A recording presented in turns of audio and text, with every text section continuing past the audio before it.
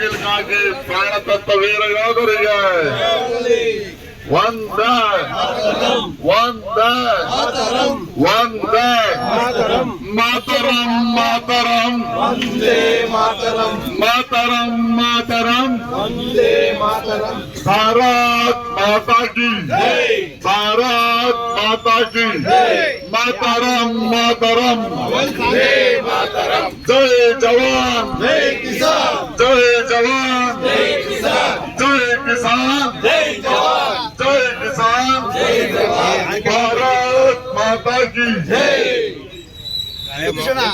ಎಲ್ಲ mobile torch on ಮಾಡ್ಬಿಡಿ, ಗಾಳಿ ಇರಲ್ಲ ಇದು. ಜೈ ಕಿಸಾನ್ ಜೈ ಜವಾನ್ ಜೈ ಕಿಸಾನ್ ಜೈ ಜವಾನ್ ಭಾರತ್ ಮಾತಾ ಕಿ ಜೈ ಭಾರತ್ ಮಾತಾ ಕಿ ನಮಗಾಗಿ ಮಡಿದ ವೀರ ಯೋಧರಿಗೆ ಜಯವಾಗಲಿ ನಮಗಾಗಿ ಮಡಿದ ವೀರ ಯೋಧರಿಗೆ ಕಾರ್ಗಿಲ್ ಯುದ್ಧದಲ್ಲಿ ಮಡಿದ ವೀರ ಯೋಧರಿಗೆ ಆ ವೀರ ಯೋಧರ ಆತ್ಮಕ್ಕೆ ವೀರ ಯೋಧರ ಆತ್ಮಕ್ಕೆ ವೀರ ಯೋಧರ ಆತ್ಮಕ್ಕೆ ಭಾರತ್ ಮಾತಾ ಕಿ ಭಾರತ್ ಮಾತಾ ಕಿ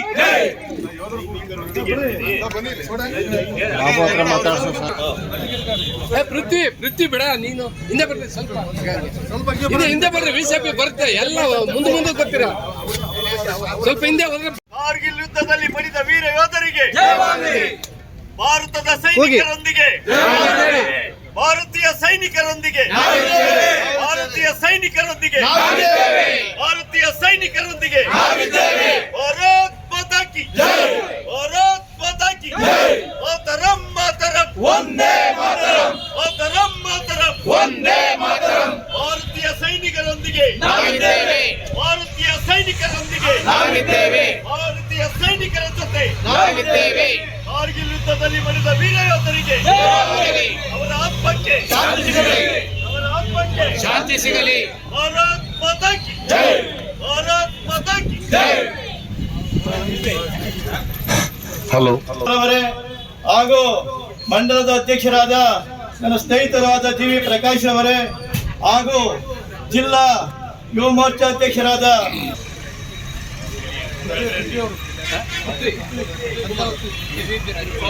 ಪೃಥ್ವಿಕುಮಾರ್ ಅವರು, ಉಪಾಧ್ಯಕ್ಷರಾದ ನವೀನ್ ಅವರೇ ಹಾಗೂ ಕಾರ್ಯದರ್ಶಿಯಾದ ರಾಕೇಂದ್ರ ಅವರೇ ಹಾಗೂ ಈ ಒಂದು ಕಾರ್ಯಕ್ರಮದ ಸನ್ಮಾನಿತರಾದ ನಮ್ಮ ಪಕ್ಕದ ಗ್ರಾಮದ ಸೊಸ್ತಹಳ್ಳಿ ಸುರೇಶ್ ಅವರೇ ಹಾಗೂ ನಮ್ಮ ಗೋಣಿ ತುಮಕೂರು ಚಿರಂಜೀವಿ ಎಲ್ಲರೂ ಎದ್ದು ನಿಂತು ಚಪ್ಪಾಳೆ ಹೊಡೆಯೋಣ. ಯಾಕೆಂದ್ರೆ ಅವರು ನಮಗೋಸ್ಕರ ನಮ್ಮ ಮಕ್ಕಳುಗಳಿಗೋಸ್ಕರ ಕೂಡ ಈ ಒಂದು ಸನ್ಮಾನ ಕಾರ್ಯಕ್ರಮ ನಡೀತಾ ಇದೆ. ಭಾರತ್ ಮಾತಾ ಕಿ ಭಾರತ್ ಮಾತಾ ಕಿ ಸ್ವಲ್ಪ ಕೂತ್ಕೊಳ್ಳಿ, ಹಂಗೆ ಲೈಟ್ ಬಿಡ್ಲಿ.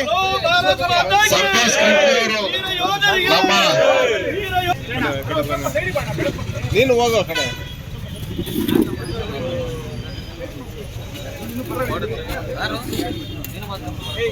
ಇದೇ ಸಂದರ್ಭದಲ್ಲಿ ಸನ್ಮಾನ ವೀರ ಯೋಧರಾದಂತ ಸೊಪ್ಪಳ್ಳಿ ನನ್ನ ಸೇವೆಯನ್ನು ಸಲ್ಲಿಸಿ ಸೇವಾ ನಿಷ್ಠೆಯಿಂದ ನಿವೃತ್ತನಾಗಿ ನಮ್ಮ ತಾಯ್ನಾಡಿಗೆ ತೆರಳಿ ಇಲ್ಲಿ ಈವರೆಗೆ ಕೃಷಿಕನಾಗಿ ಕೆಲಸ ಮಾಡುತ್ತಿರೋ ತಮಗೆಲ್ಲ ತಿಳಿಸಲು ಇಷ್ಟಪಡುತ್ತೇನೆ.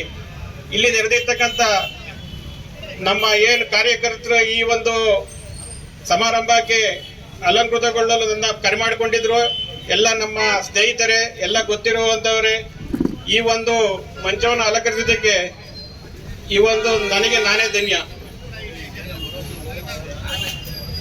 ನನ್ನ ಪ್ರೀತಿಯ ಬಂಧುಗಳೇ, ಈ ನನ್ನ 25 ವರ್ಷ 9 ತಿಂಗಳು 3 ದಿವಸದಲ್ಲಿ ನಾನೇನೇ ಕಷ್ಟಪಟ್ಟದ್ದು ನನಗೆ ಗೊತ್ತು.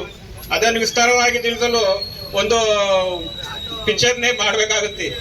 ಆ ಒಂದು ಕಷ್ಟ ರಜೆ ಬಂದಾಗ ಅವ್ರ ಹೃದಯ ಏನ್ ಕಿತ್ತು ಬರುತ್ತೆ ಅನ್ನೋದು ನಮ್ಮ ಸೈನಿಕರಿಗೆ ಗೊತ್ತು. ತಿರುಗಿ ಹೋಗಿ ರಜೆ ಮುಗಿಸ್ಕೊಂಡು ಹೆಂಡತಿ ಮಕ್ಕಳು ಬಿಟ್ಟು ಹೋಗ್ಬೇಕಾದ್ರೆ ತಿರುಗಿ ನೋಡೋ ಪರಿಸ್ಥಿತಿಲಿ ಅವತ್ತು ಅವ್ನು ನೆನೆಸ್ಕೊಂಡ್ರೆ ಇವತ್ತು ಕರುಳು ಕಿತ್ತು ಬರುತ್ತೆ.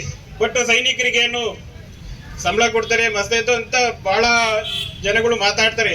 ಬಟ್ ಆ ಕ್ಷೇತ್ರದಲ್ಲಿ ಡ್ಯೂಟಿ ಮಾಡಿ ಬಂದಂತರಿಗೆ ಅದು ತಂದೆ ತಾಯಿ ನಿಮ್ಗೆ ಅಂತಾರ ರೆಸ್ಪಾನ್ಸ್ ಬರುತ್ತೆ.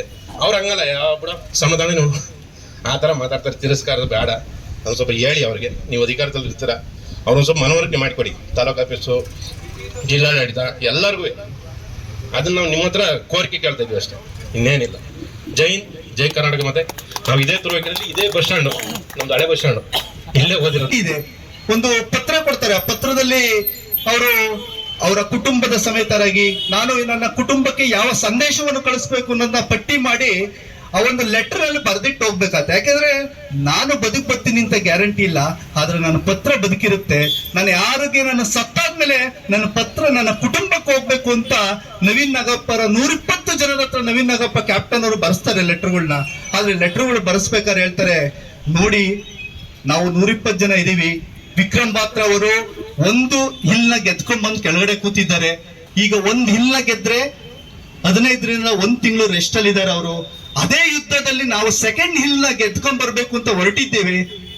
ನಿಮ್ಗೆಲ್ಲರಿಗೂ ಕೂಡ ಇದೆ, ಅದು ಎಷ್ಟು ದಿನ ಆಗುತ್ತಂತ ಗೊತ್ತಿಲ್ಲ, ಇದ್ರಲ್ಲಿ ಎಷ್ಟು ಜನ ಬದುಕ್ತೀವಿ ಅಂತಾನೂ ಕೂಡ ಗೊತ್ತಿಲ್ಲ.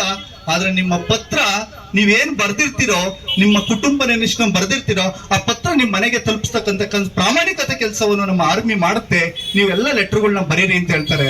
ಎಲ್ಲರಿಗೂ ಲೆಟರ್ಗಳು ಕೊಟ್ಟು ಎಲ್ಲರೂ ಚದುರಿಸ್ತಾರೆ. 120 ಜನ ದೂರ ದೂರ ಕೂತ್ಕೊಂಡ್ ಬರೀತಾರೆ. ಎಲ್ಲರಿಗೂ ಪೆನ್ಗಳು ಕೊಟ್ಟು ಬರೀಬೇಕಾದ್ರೆ ಹೇಳ್ತಾನೆ, ನವೀನ್ ನಾಗಪ್ಪ ಅವ್ರ ಹತ್ರ ಬಂದು ಅವ್ರ ಸ್ನೇಹಿತ ಹೇಳ್ತಾನೆ, ಅವ್ರು ಅದೇ ತುಕಡಿಯಲ್ಲಿ ಇದ್ದಂತ ಒಬ್ಬ ವ್ಯಕ್ತಿ, ನವೀನ್ ನಾಗಪ್ಪ ಅವ್ರಿಗೆ ಬರೆಯಕ್ ಆಗ್ತಾ ಇಲ್ಲ, 3 ಜನ ಈಗ ನನ್ನ 6 ತಿಂಗಳಿಂದ ನನ್ನ ಹೆಂಡತಿ ಡೆಲಿವರಿ ಆಗಿದೆ, ಪಾಪು ಮನೇಲಿದೆ, ಯಾವ ರೀತಿ ಬರೆಯೋಣ ಪತ್ರನ, ನಾನು ಮತ್ತೆ ಬರ್ತೀನಿ ಅಂತಕ್ಕಂಥದ್ನ ಬರೆಯೋನೋ ಅಥವಾ ನಮ್ಮ ಮನೆಗೆ ಯಾವ ತರ ಸಂದೇಶವನ್ನು ಕೊಡೋಣ ಅಂತ ನಾನು ಅಂದ್ಕೊಂಡಾಗ, ಎದುರು ಬೇಡ, ಮತ್ತೆ ಯುದ್ಧವನ್ನು ಗೆದ್ದು ನಾವು ಕೆಳಗಡೆ ಬರ್ತೀವಿ, ಧೈರ್ಯದಿಂದ ಬರೀ ಅಂತ ಆರ್ಮಿನಲ್ಲಿ ಯಾವಾಗ್ಲೂ ಹೇಳ್ತಾರೆ. ಧೈರ್ಯ ತುಂಬೋದಂತದ್ದು ಕ್ಯಾಪ್ಟನ್ ಮಾಡ್ಲೇಬೇಕಾಗತ್ತೆ.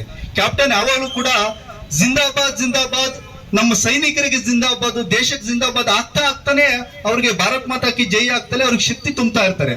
ಅವಾಗ ಕ್ಯಾಪ್ಟನ್ ನವೀನ್ ಅವರು ಬರದಾದ್ಮೇಲೆ ಪತ್ರದ ಎಲ್ಲರನ್ನೂ ಇಸ್ಕೊಂಡು ಆ ಮೇಜರಿಗೆ ಕೊಟ್ಟಾದ್ಮೇಲೆ ಹೊರಡ್ತಾರೆ. ಬಾಕ್ಸ್ಗೆ ಹಾಕಾದ್ಮೇಲೆ ಅವ್ರು ಯುದ್ಧ ಗೆಲ್ಬೇಕು ಅಂತ ಹೋದಾಗ, ಯಾರು ನನ್ನ 6 ತಿಂಗಳು ಬದುಕಿ ಡೆಲಿವರಿ ಆಗಿದೆ ನನ್ನ ಹೆಂಡತಿದು ಮೊನ್ನೆ ತಾನೆ ಅನ್ನುವ ಸಂದೇಶವನ್ನು ಕೊಟ್ಟಿದ್ನಲ್ಲ, ಅವನ ದೇಹನೇ ಫಸ್ಟ್ ಉರುಳಿ ಕೆಳಗಡೆ ಬೀಳ್ತಾ ಇರುತ್ತೆ. ಅವಾಗ ಹೇಳ್ತಾರೆ, ಕೆಲವೇ ಕ್ಷಣಗಳಲ್ಲಿ ನವೀನ್ ನಾಗಪ್ಪ ಅವ್ರು ತಿರುಗಿ ನೋಡ್ತಾರೆ, ನೋಡ್ರಿ ಅವ್ನು ಯಾರೋ ಬಿದ್ದಿದ್ದನ್ನು ನೋಡಿ ಅಂತ. ಇಲ್ಲ ಸ್ವಾಮಿ, ನೀವೇ ಹೋಗಿ ನೋಡ್ಕೊಂಡ್ ಬನ್ನಿ ಅಂತ ಅಂದಾಗ, ಕ್ಯಾಪ್ಟನ್ ನೀವು ಶೂಟ್ ಅಲ್ಲಿ ಇಟ್ಕೊಂಡಿರಿ, ಯಾಕೆಂದ್ರೆ ಅವ್ರು ಹೇಳಿರು 48 ಅವರ್ಸ್ ತಿರ್ಗಂಗಿಲ್ಲ, ಒಂದು ಹಿಂಗೆ ಈ ತರ ತಿರ್ತಾನೆ ಇರ್ಬೇಕು, ಇಲ್ಲ ಅಂತಂದ್ರೆ ಯಾವ್ದಾರ ಒಂದ್ ರೀತಿ ಗುಂಡುಗಳು ಬರ್ತಾ ಇರ್ತಾವೆ ಮೇಲೆ, ಶೂಟ್ ಮಾಡ್ತಾ ಇರ್ತಾರೆ. ಹಾಗಾಗಿ ನವೀನ್ ನಾಗಪ್ಪ ಅವ್ರು ಹೇಳ್ತಾರೆ, ನಾನು ಗುಂಡನ್ನು ಹೃದಯಕ್ಕೆ ಬೆನ್ನಿಗೆ ತಾಣೋದಿಲ್ಲ, ಎದೆಗೆ ಕೊಟ್ಟು ತಾಂತೀನಿ, ಆದ್ರೆ ನಿಮ್ಮನ್ನೆಲ್ಲ ಕಾಪಾಡ್ತೀನಿ ಅಂತ ಹೇಳಿರ್ತಾರೆ. ಅವ್ರಿಗೆ ನೆನಪು ಬರುತ್ತೆ, ಅಯ್ಯೋ ನಾನು ಹೇಳ್ದಂತಾನೆ ಬಿದ್ದೋದ್ನಲ್ಲ ಅಂತ ಹೋಗಿ ಅವನು ಕೊನೆ ಕ್ವಶನ್ ಕೇಳಿದಾಗ, ಅವನು ಮಾತಾಡಿಸ್ಬೇಕು ಅಂತ ಹೋದಾಗ, ನವೀನ್ ನಾಗಪ್ಪ ಅವರೇ ಬಹಳ ನೋವಾಗ್ತಾ ಇದೆ, ಯುದ್ಧವನ್ನು ಗೆದ್ದಿಲ್ಲ, ಆದ್ರೆ ನನ್ನ ಪ್ರಾಣದ ರಕ್ತ ಕೊನೆಯ ಸ್ಥಿತಿಯಲ್ಲಿ ನಿಂತಿದೆ, ನನಗೆ ಗೊತ್ತಾಗ್ತಾ ಇದೆ, ಎಲ್ಲೋ ಒಂದ್ ಕಡೆ ನನ್ನ ಕುಟುಂಬ ನೆನಪು ಬರ್ತಾ ಇದೆ, ನನ್ನ ಪತ್ರ ಮಿಸ್ ಮಾಡ್ದಂಗೆ ನನ್ನ ಕುಟುಂಬಕ್ಕೆ ತಲುಪಿಸಿ ಅಂತ ಹೇಳ್ತಾರಲ್ಲ. ಅವಾಗ ನವೀನ್ ನಾಗಪ್ಪ ಅವರಿಗೆ ಹೃದಯದಲ್ಲಿ ಕಿಚ್ಚು ಅಂತ ಅಲ್ಲ, ಅದು ಏನೋ ಒಂಥರ ಮನಸ್ಸಿಗೆ ನೋವಾಗುತ್ತೆ. ಕಾರ್ಗಿಲ್ ಕಂಪನಿ ಅವರ ಪುಸ್ತಕದಲ್ಲಿ ಬಹಳ ವಿಶೇಷವಾಗಿ ಬರೆದಿಟ್ಟಿದ್ದಾರೆ.